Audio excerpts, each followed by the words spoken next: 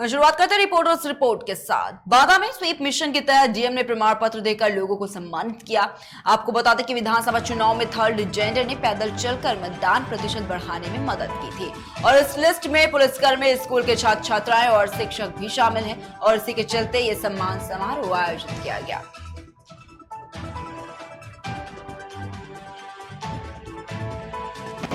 हमारे विधानसभा सभा निर्वाचन 2022 में वोटिंग परसेंट बढ़ाने के लिए हमने स्वीप के तहत अनेक कार्यक्रम किए थे। तो एक दिन थर्ड जेंडर का भी कार्यक्रम था, किन्नरों की टोली दुआओं की झोली। इसके साथ हमारे थर्ड जेंडर के जितने थे करीब 18 से 20 लोग थे, हमारे साथ 5 किलोमीटर शहर में घूम घूम कर गए, गलियों में, सड़कों पर, घरों में वोटिंग परसेंट बढ़ाने के लिए सबसे अपील किए थे।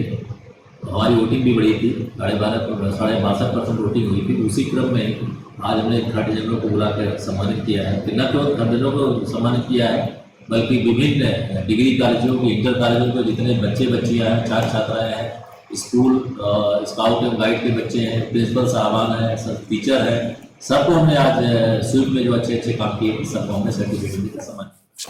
हमारे विधानसभा सभा निर्वाचन 2022 में वोटिंग परसेंट बढ़ाने के लिए हमने स्वीप के तहत अनेक कार्यक्रम किए थे।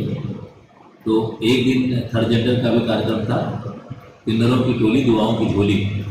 इसके साथ वहीं आगरा के रकाबगंज स्थित निर्मल जैन भवन में एक स्वास्थ्य कैंप लगाया गया, जिसमें सभी लोगों की निःशुल्क खून की जांच की गई और जिन जांचों की कीमतें महंगी थी वह बिल्कुल न्यूनतम दरों में की गई। स्वास्थ्य कैंप में मुख्य अतिथि के रूप में आगरा मेयर नवीन जैन उपस्थित रहे। वहीं आपको बता दें कि ये स्वास्थ्य कार्यक्रम अखिल भारतीय श्री दिगंबर जायसवाल जैन चिकित्सा सेवा संस्था और वेदांता मेडिसिटी गुरुग्राम के द्वारा चिकित्सा शिविर का आयोजन किया गया है।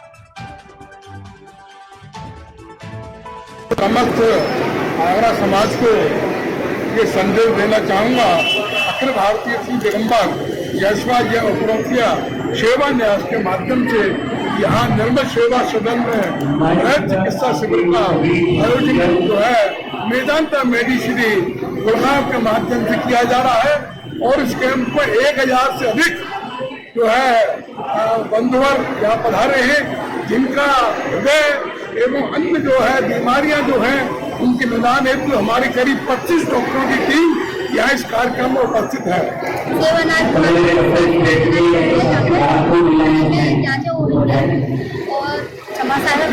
महिला नृत्य मंडल भी यहाँ पर सहयोग करता है और बहुत सारे डॉक्टर भी आए हैं। किस प्रकार की जांचें हो रही हैं और क्या सुविधाएं दी गई हैं? मोतियाबिंद की, आँखों का, टीपी की। अगर जांच में कोई समस्या पाई जाती है तो उसके निदान हेतु भी कुछ सहयोग किया जाएगा। आँखों का ऑपरेशन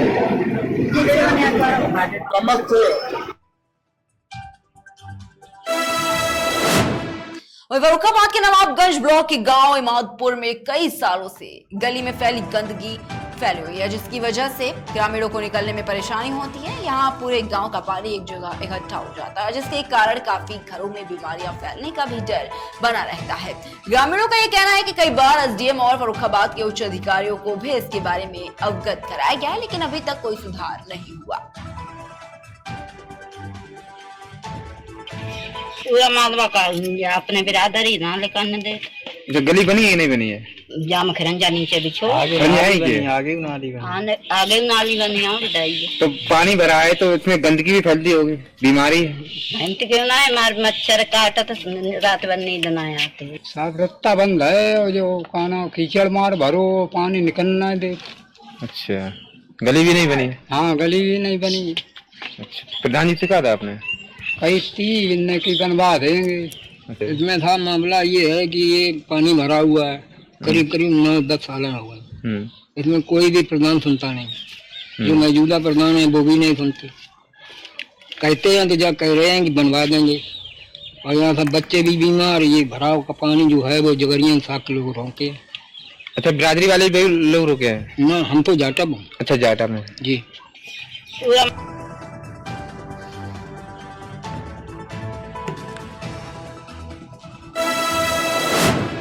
वहीं वहीं आगरा में तेज रफ्तार का कहर लगातार जारी है। जिले के थाना फतेहपुर सीकरी के चौमा शाहपुर इलाके में तेज रफ्तार से दौड़ रही एक बस का टायर अचानक फट जाने से बस अनियंत्रित होकर पलट गई और इस सड़क हादसे में महिला समेत 2 लोगों की मौत हो गई है, जबकि कई यात्री गंभीर रूप से घायल भी बताए जा रहे हैं। और हादसे के बाद घटनास्थल पर चीख पुकार मच गई। वहीं राहगीरों ने घटना की जानकारी पुलिस को दी। वहीं सूचना पर पहुंची पुलिस ने स्थानीय लोगों के सहयोग से बस में बुरी तरह फंसे घायल लोगों को बाहर निकाला और आगरा के SN मेडिकल कॉलेज में इलाज के लिए भर्ती भी कराया है। वाला रवि शर्मा। क्या घटना हुई आज ये? सर बस एकदम से पलट गई। ये ड्राइवर डिवाइडर में पहले रोका था इसने कहीं बस को, और उसके बाद में रफ्तार पकड़ी। जो बस अनबैलेंस होती हुई सीधे सबके सब गिर पड़े दम से। कितने लोग सवार थे बस में कुल? सर होंगे कम से कम 30-40 के आसपास। और ये कहाँ से कहाँ जा रही थी? ये जयपुर से बिहार पटना जा रही है। जयपुर से बिहार जा रही थी। क्षेत्र में एक बस का टायर फट जाने के कारण पलट गई, जिसमें यात्री घायल हो गए हैं। यात्रियों को निकाला गया है 2 और उन्हें तत्काल SN मेडिकल कॉलेज की इमरजेंसी में एम्बुलेंस के थ्रू भेजा गया है। वहाँ पर बचाव कार्य किया जा रहा है। पुलिस मौजूद है। मैं इधर SN मेडिकल कॉलेज की इमरजेंसी में आया हूँ। यहाँ सारी व्यवस्था है। जैसे ही मरीज आएंगे उनका इलाज यहाँ पर किया जाएगा और पूरी व्यवस्था यहाँ पर इमरजेंसी के सुविधा उन्होंने की। वाला रवि शर्मा। क्या घटना हुई आज ये? सर बस एकदम से पलट गई। ये ड्राइवर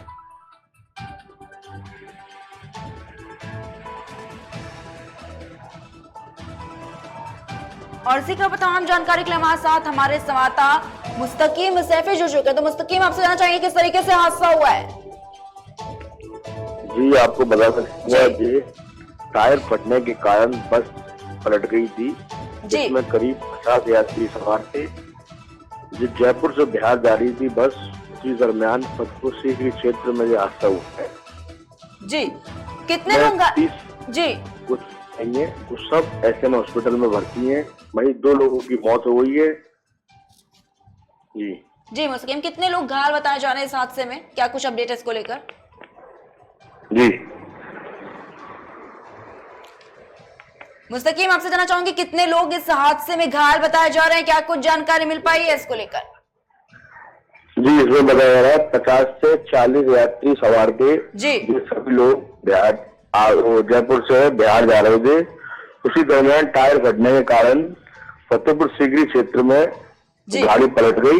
वहीं कई लोगों के चोटें आई हैं। सबका इलाज SN हॉस्पिटल में चल रहा है। करीब 50 से 40 यात्री सवार हैं इसमें। वहीं 2 लोगों की मौके पर मौत हो गई है। ठीक है, क्या कुछ स्थिति बनी हुई है अस्पताल को लेकर? क्या कुछ यहाँ पर अपडेट जो है वो मिल पाया है अभी आपको? नहीं, अभी अपडेट ये बताया जा रहा है कि कुछ मरीजों की हालत बहुत सीरियस है। जी कम से कम 4 से 5 लोगों की बहुत हालत सीरियस है। बाकी सबका इलाज चल रहा है।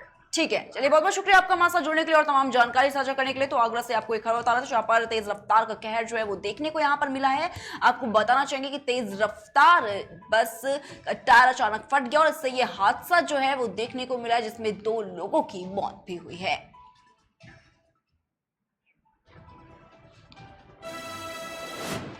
वही खबर आगरा से, जहां पर तेज रफ्तार का कहर यहां पर भी देखने को मिला है। यहां कुछ कार सवारों ने कई लोगों को अपनी कार से रौंद दिया और इस भीषण और दर्दनाक सड़क हादसे में एक की मौके पर ही मौत हो गई, वहीं एक की इलाज के दौरान मौत हो गई है।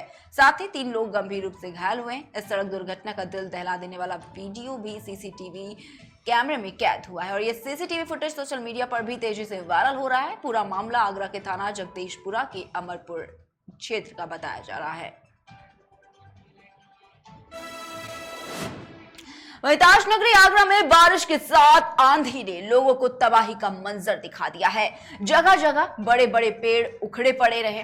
ग्रामीण इलाकों में भी भारी तबाही मची है। ग्रामीण क्षेत्रों में कई बड़े बड़े पेड़ धराशायी हो गए। बारिश आंधी से पीपल के पेड़ के नीचे 15 बकरियां दब गईं, जिससे उनकी मौके पर ही मौत हो गई। बारिश आंधी से मची तबाही के चलते किसानों के सामने रोजी रोटी का संकट आ गया है, जिसके बाद किसानों ने प्रशासन से आर्थिक मदद की गुहार लगाई। और तबाही का मंजर देख आला अधिकारी पुलिस फोर्स के साथ मौके पर पहुंचे। साइड में रोड के सहारे पीपल का पेड़ हो जाके नीचे दबी। क्या पीपल का पेड़ गिरा? आप क्या कर रहे थे? हम तो चरा रहे, बकरी चरा रहे। हाँ, तो बारिश आई, बकरी पेड़ के नीचे अपने आप आई, आप लेके का आई साहब, भजी भजी। अब खेत किसका है? खेत बिक्की का था, बघेला को। अब क्या चाहते हैं? वही खबर मध्य प्रदेश के रीवा से, जहां पर ओबीसी आरक्षण के मामले पर प्रदेश में राजनीति तेज होती जा रही है। इस बीच पत्रकारों से चर्चा के दौरान राज्यसभा सांसद राजमणि पटेल ने प्रदेश सरकार पर जमकर निशाना साधा है। सांसद राजमणि पटेल ने कहा है कि प्रदेश में ओबीसी वर्ग की संख्या 52% है। बीजेपी सरकार ने ओबीसी वर्ग से बड़े बड़े दावे और वादे किए, लेकिन पूरे नहीं हो सके और इस सरकार ने ओबीसी वर्ग से उसका हक छीना है। और इसके साथ ही राजमणि पटेल ने शिवराज सिंह चौहान को आरक्षण माफिया तक कह डाला। लड़ रहे हैं उसे रेशो से रीवा भी है, रीवा अलग थोड़ी है। तो अलग से बताओ ना उसके आप रीवा के भी तो आंकड़े दो कि आप रीवा में कहाँ कितना पिछड़ रहे हो। तो उसी रेशो से रीवा इनकम हो रहा है, उसके आगे रेशियो क्या है? जो रेशियो जिसमें भाई 14% के हिसाब से, जो 27% के हिसाब से आंकड़े थे, 27% के हिसाब से 14% हो गया, 14% के हिसाब से ये आंकड़े रहेंगे। नहीं तो बताओ, आपने जो आंकड़े दिए हैं इसका मतलब है कि उनने आपको पहले लाभान्वित किया था, जब आपने अपनी बात उठाई नहीं तो उन्होंने आपको हकीकत से रूबरू करा दिया। नहीं, हकीकत सवाल नहीं है। सवाल ये है कि अगर उसकी जानकारी चाहिए तो भी दे देंगे। अब तुम्हारा उसकी है, जिले की अलग है, फिर जिले से आओ पंचायत की है तो पंचायत की अलग है, तो पंचायत तक की माने जानकारी दे सकते आ गया है। वो आंकड़े की जरूरत होगी तो पंचायत तक भी दिया जाएगा।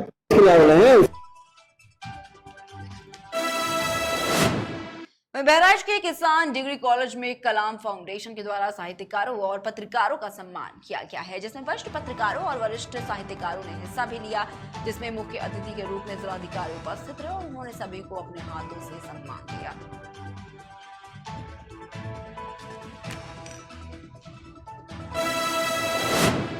फिलहाल रुकते एक छोटे से ब्रेक के लिए, जल्द हाजिर होंगे।